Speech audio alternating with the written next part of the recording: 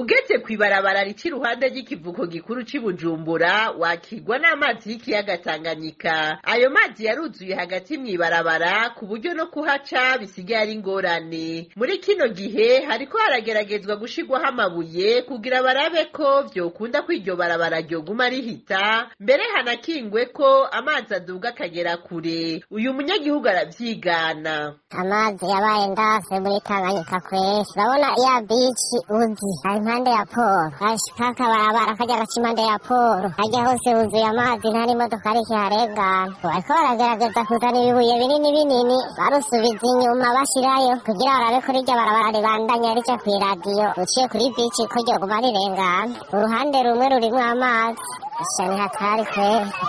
Ayo mazi y'ikiyaga Tanganyika abandanya aduga no ku zindi nkengera aho ico kiyaga gishika mu bindi bice vy'igihugu. Aha twovuga nko muri komine Nyanzarake mu ntara ya Makamba, aho abanyagihugu bavuga ko kubera kubura uko bagira bahisemwo kubibamwo uko nyene mu bwoba n'umwiheburo. Amazi ya Tanganyika yarabaye nabi, asha n'ibindi bice vyose hegereye Tanganyika, asha gushika i Nyanzarake Tanganyika yaruzuye kwera. Umva ni hatari, ariko turabibayemwo uko nyene.